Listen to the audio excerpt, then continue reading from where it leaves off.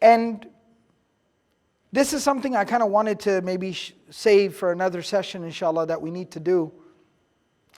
But just a little bit of advice. You know, there's a lot of younger people in our community who are trying to get married, interested in getting married, dare I say desperate to get married. And I understand. It's natural, it's a part of our deen. It's a part of our human nature. Number one, understand what our deen teaches us about marriage. We're so sometimes focused on the superficial, that character, that nobility, that integrity, that honor. That is what really matters. That runs deep.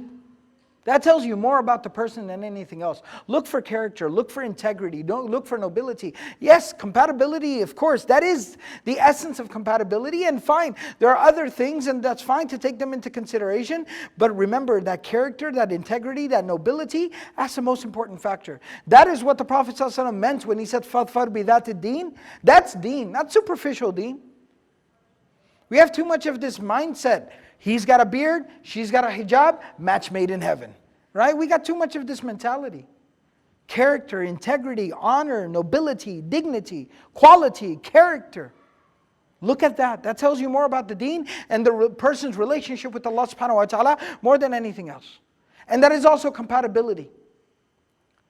The second thing is this, and this is kind of tiptoeing, kind of towing the line, and so I apologize if it offends anyone.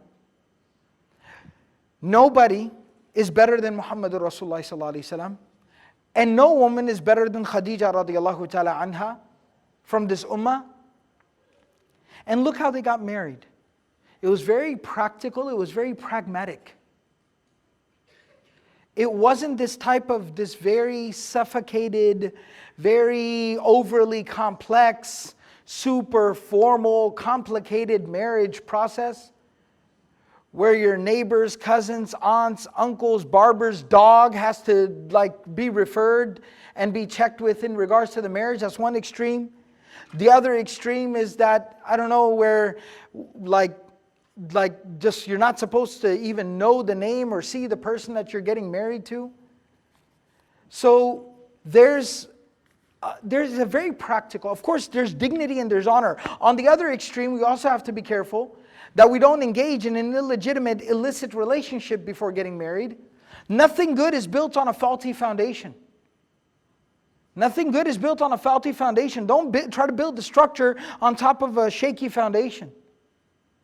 You start off in the ma'asiyah and the disobedience of Allah, that doesn't end well. It doesn't. Maybe somebody started off wrong, you can correct that. But you got to come correct. You got to come correct immediately. ASAP. Right now. Right here, right now.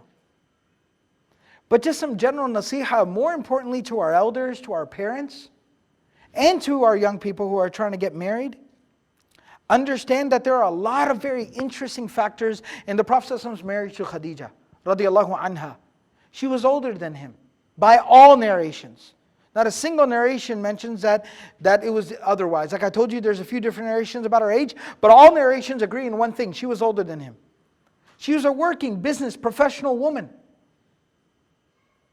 They did business together, respectfully, properly, but they interacted in business professional terms. And they got to know a lot about each other professionally, properly. A lot of these factors are very important. Her friend is the one who actually first takes the proposal and suggests the idea. And the Prophet ﷺ does get his family involved and does approach her family. Study this model of marriage and you'll understand that the flexibility and the versatility within our religion of how to find marriage and how to approach marriage is very, very practical and very pragmatic. We ourselves have stunted the process and made it overly complex and too difficult, or gone way outside the bounds and the limits of what is permissible. Two extremes. Either we're too rigid or we're too lax. Find that balance in the middle. Be practical, be pragmatic, be respectful towards yourself, towards the other, towards Allah subhanahu wa ta'ala, and respect the deen of Allah subhanahu wa ta'ala. And find that balance in the middle.